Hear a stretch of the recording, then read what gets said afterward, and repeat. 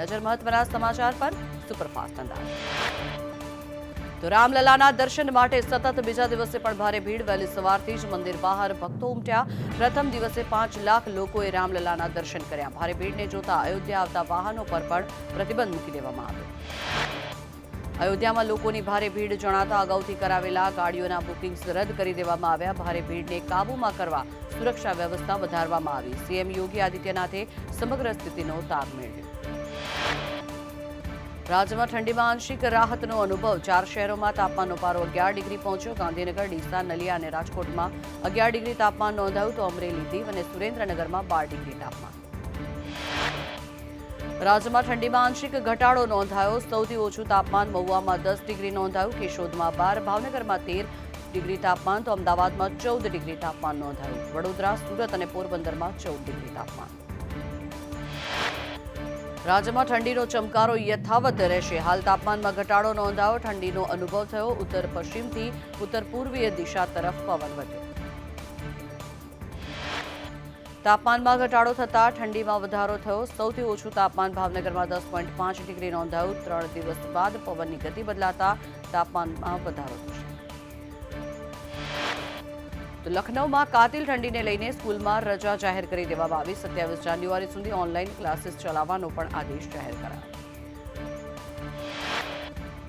રાજધાની દિલ્હીમાં કડાકાની ઠંડી। લોકો પોતાને ગરમ રાખવા માટે બોનફાયરનો પણ સહારો લઈ રહ્યા છે। હવામાન વિભાગ અનુસાર રાજધાનીમાં લઘુત્તમ તાપમાન 7 ડિગ્રી સેલ્સિયસ અને મહત્તમ તાપમાન 18 ડિગ્રી સેલ્સિયસ નોંધાયું।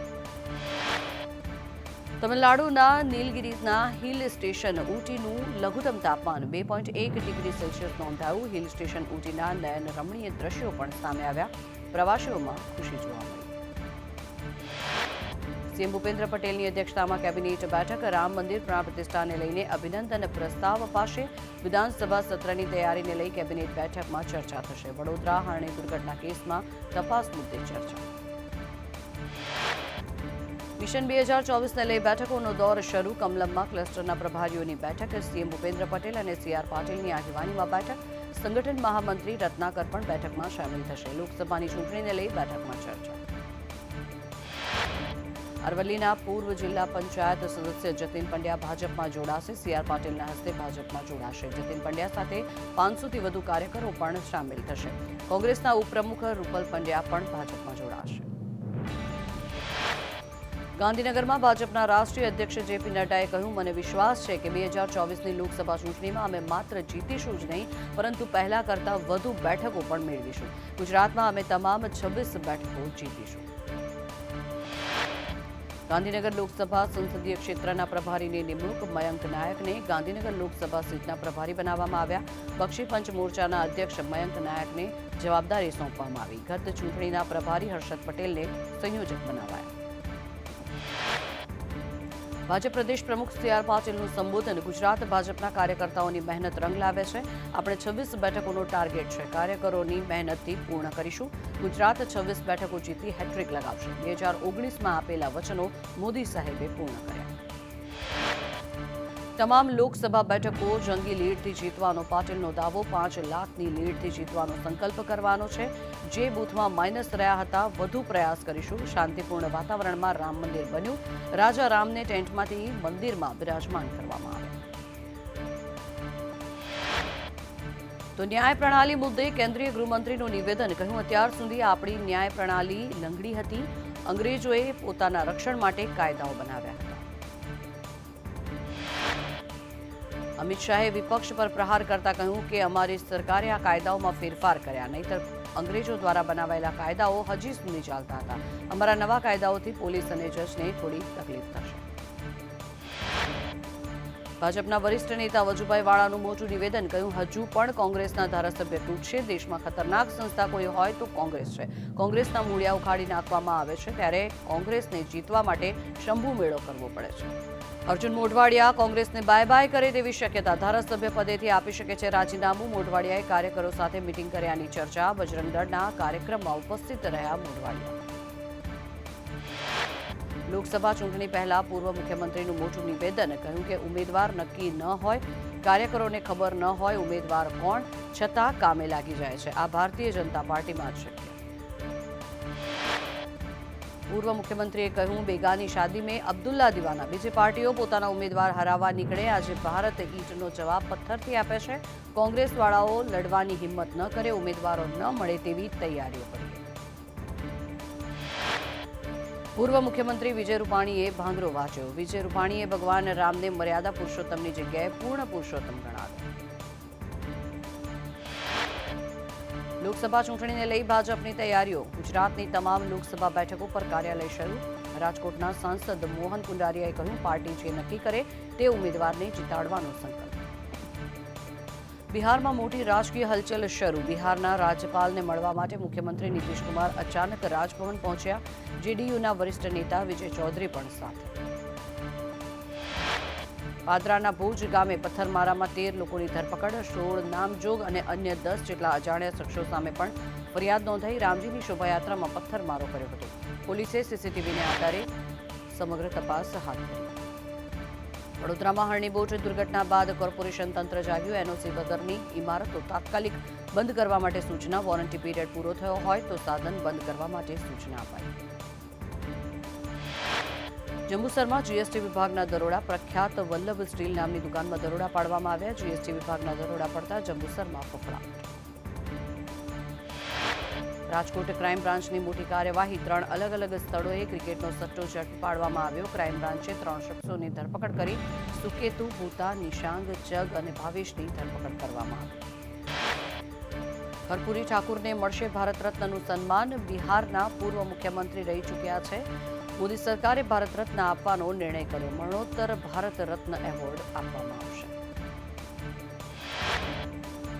કાલે કર્પૂરી ઠાકુરની જન્મજયંતિ પૂર્વે ભારત રત્નના સન્માનની જાહેરાત કરવામાં આવી. કાલે દિલ્હીના વિજ્ઞાન ભવન ખાતે કર્પૂરી ઠાકુરની જન્મજયંતિની ઉજવણી કરાશે.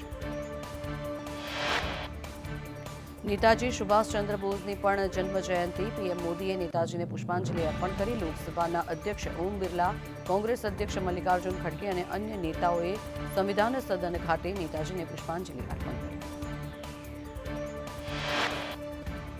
સુભાષચંદ્ર બોઝની જન્મજયંતિ પર વડાપ્રધાન નરેન્દ્ર મોદીએ શુભેચ્છાઓ પાઠવી. પીએમએ શુભેચ્છા સંદેશમાં કહ્યું, પરાક્રમ દિવસ પર ભારતના લોકોને શુભકામનાઓ.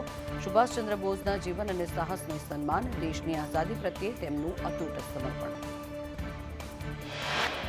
રામ મંદિરમાં હૈયે હૈયું દળાય તેવી ભીડ. પ્રથમ દિવસે 3 લાખ ભક્તોએ રામલલાના દર્શન કર્યા. રામ ભગવાનના દર્શન માટે ભક્તોની પડાપડી. કેટલાક લોકોની ભીડમાં તબિયત પણ લથડી. અયોધ્યામાં રામ ભક્તોની ભરચક ભીડ વચ્ચે એટીએસ કમાન્ડોને મંદિરની અંદર મોકલવામાં આવ્યા. ભક્તોની આડમાં ખલેલ પાડવાનો ડર. પેરામિલિટરી ફોર્સ પણ તૈનાત કરવામાં આવી. તો આજથી સામાન્ય જનતા માટે રામલલાના દર્શન ખુલ્લા મૂકવામાં આવ્યા. રામલલાના દર્શન માટે ભારે ભીડ જોવા મળી રહી છે. સરકારે ભીડને કાબૂ કરવા માટે ડેપ્યુટી કલેક્ટર રેન્કના 8 ઓફિસરોને મેજિસ્ટ્રેટ ડ્યુટીમાં તૈનાત કર્યા. અયોધ્યામાં રામ મંદિરમાં સવારે 8 થી રાત્રે 10 વાગ્યા સુધી દર્શન થશે. બપોરે 1 થી 3 વાગ્યા સુધી દર્શન બંધ રહેશે. રોજ વહેલી સવારે 3 વાગે ગર્ભગૃહની સફાઈ થશે. રોજ સવારે 4 વાગે રામલલાને જગાડવામાં આવશે. 5 વાગે રામલલાની મંગળા આરતી થશે. અયોધ્યા રામ મંદિરની સાથે હનુમાનગઢી મંદિરના દર્શન માટે ભક્તોની લાંબી કતારો. રામલલાના દર્શન કરી ભક્તો હનુમાનગઢી મંદિરમાં દર્શન કરવા પહોંચ્યા. એઆઈની મદદથી બનાવેલો રામલલાનો વિડીયો વાયરલ થયો. આ વિડીયોમાં રામલલા મંદ મંદ મુસ્કાતા જોવા મળી રહ્યા છે. વિડીયોને લોકો પસંદ કરી રહ્યા છે. ન્યૂઝીલેન્ડના વેપાર મંત્રી ટૂટે રામ જન્મભૂમિ મંદિરમાં પ્રાણ પ્રતિષ્ઠાની શુભેચ્છાઓ પાઠવી. સાથે કહ્યું કે કામ કરવા માટે ખૂબ જ ઉત્સુક છે. મિઝોરમમાં મ્યાનમાર આર્મીનું પ્લેન ક્રેશ. વિમાન દુર્ઘટનામાં 6 જેટલા લોકો ઘાયલ થયા. લેન્ગપુઈ એરપોર્ટ ખાતે સર્જાયો અકસ્માત. પ્લેનમાં પાયલટની સાથે 14 જેટલા લોકો સવાર હતા. ઇજાગ્રસ્તોને લેન્ગપુઈ હોસ્પિટલમાં દાખલ કરવામાં આવ્યા. તો દિલ્હીમાં 26મી જાન્યુઆરીએ કર્તવ્ય પથ પર કુલ 26 ટેબલો જોવા મળશે. 16 રાજ્યો, 9 વિવિધ મંત્રાલયો, કેન્દ્રશાસિત પ્રદેશો હશે. ગુજરાતની ઝાંખી ધોરડો ગામ પર આધારિત હશે. પરેડમાં ધોરડો ગામની સમૃદ્ધિ અને ગરબાની ઝલક પણ જોવા મળશે. દેશના 75માં પ્રજાસત્તાક દિવસની પરેડમાં મહિલા અધિકારીઓ સહિત ભારતીય સેનાની ટુકડી નેતૃત્વ કરશે. પરેડનું ફૂલ ડ્રેસ રિહર્સલ પણ કરવામાં આવ્યું. તો દેશના 75મા પ્રજાસત્તાક દિવસ પહેલા કર્તવ્ય પથ પર પરેડનું રિહર્સલ કરવામાં આવ્યું. ફ્રાન્સના રાષ્ટ્રપતિ ઇમેન્યુઅલ મેક્રોન આ પ્રસંગે મુખ્ય અતિથિ હશે. ભારતીય નૌકાદળે વિડીયો શેર કર્યો. ભારતીય વાયુસેનાનું વિમાન પ્રજાસત્તાક દિવસે રાજપથથી ટાંગેલ સુધી ઉડાન ભરશે. ભારતીય વાયુસેનાએ માહિતી આપી. 1971માં તાંગેલ ઓપરેશન દરમિયાન ભારતીય વાયુસેનાના 52 વિમાનોમાંથી લગભગ 700 જેટલા પેરાટ્રુપર્સે કૂદકો માર્યો. કુનો નેશનલ પાર્કમાં માદા ચિત્તા જ્વાલાએ 3 બચ્ચાને જન્મ આપ્યો. કેન્દ્રીય વન મંત્રી ભૂપેન્દ્રસિંહે પોતાના એક્સ હેન્ડલ પર પોસ્ટ કરીને માહિતી આપી. આ પહેલા જ્વાલાએ 4 બચ્ચાને જન્મ આપ્યો હતો. કુનો નેશનલ પાર્કમાં ચિત્તાઓની સંખ્યા વધીને 17 થઈ.